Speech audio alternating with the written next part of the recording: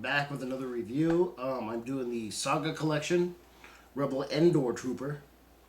There was some confusion actually. I contacted Jedi Master from Australia before I did the diorama. I was asking him about different figures, and I mistakenly just called this guy the Rebel Commando. I called him the Rebel Endor Commando, and he's like, "What are you talking about, Rebel Endor Commando?" Oh, the Rebel Troopers, Rebel Endor Troopers.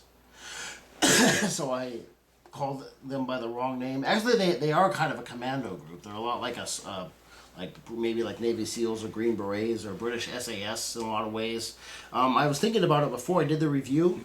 The Rebels win, of course, in Episode 4.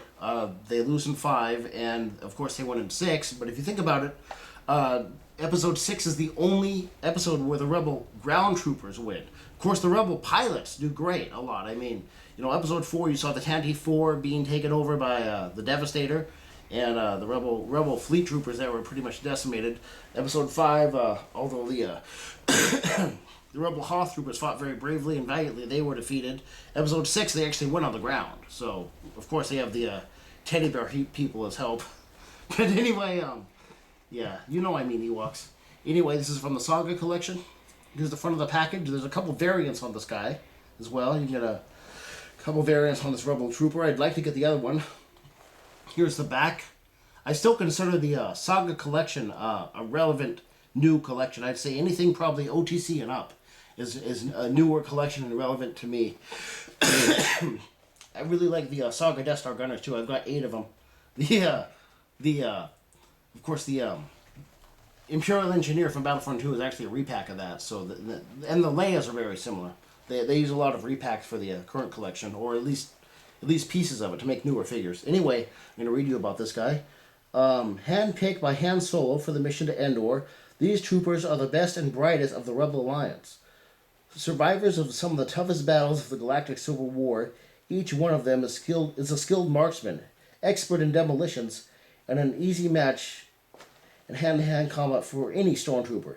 Each of these men can survive in the wilderness for weeks at a time, remaining silent and unseen until the command is given to strike. So, yeah. Also, if you get from the Legacy Collection the Shield Generator Assault Pack, there's another upcoming battle pack as well. It's called the Battle for Endor Pack. You might want to order a few of these guys to put together like your own little diorama for Endor. Here he is, Rebel Endor Trooper. As I call them, Rebel Commando. He's a pretty good trooper. He's got a couple faults. One is this cord does come out. Another is this backpack is hard to keep on and keep straight.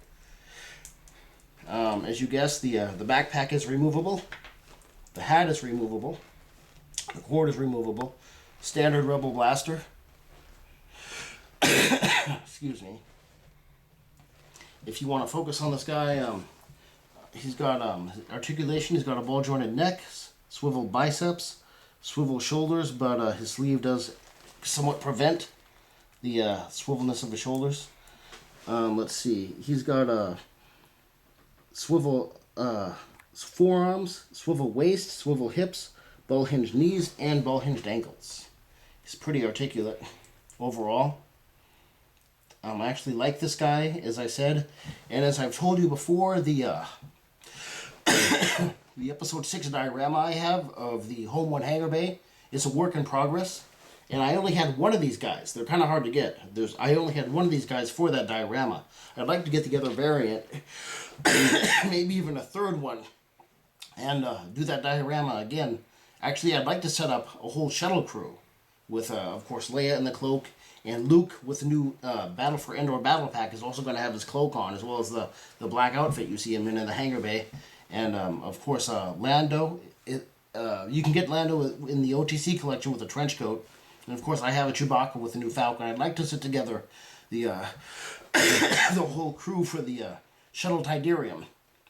And maybe make a mini diorama of that sometime. But I'll need a couple more of these guys first. I really like this figure. I'm glad I have him. I have a lot of Imperials. Of course, I have a lopsided amount of Imperials compared to the Rebels I have. That's another reason I'd like a couple more of these guys. I really like this figure a lot, but the problems with his backpack and the problems with his cord, I'm going to give him an 8 overall. Another thing I wish he would have come with, a lot of the Saga figures do come with a stand. I wish he would have come with his own stand, but he stands pretty well on his own. So I'm not really going to fault them for that. You might want to look for this as well. Oh, he comes with this. I'm sorry. The hologram figure of a Rebel Fleet Trooper. It looks like Episode 4 Rebel Fleet Trooper. That was the gimmick for the Saga collection, was these holographic figures. He also comes with this. I like actually getting older figures and looking over the advertisements they come with. See what was new back in the day. It's especially good with the older, like, Power of the Force stuff. Here's some more titaniums and whatnot on the other side. I'd also like to make a note that this figure came out in 06, and he is an update. They do have a Power of the Force 2 Rebel Commando or Rebel Endor Trooper that this is a serious update on, and you can get that as well. I wish they'd re-release him in some type of battle pack or something. It would be cool to get some more of these. Maybe they could make a battle pack and just make a different head sculpt. As I said, I wish they would have come with maybe with the Shield Generator Assault Pack that came out a few months ago, but they didn't. So overall, this figure gets an 8.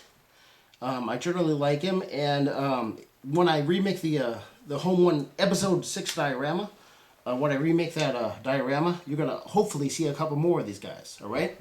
So this is Supreme signing out, and thanks a lot for tuning in.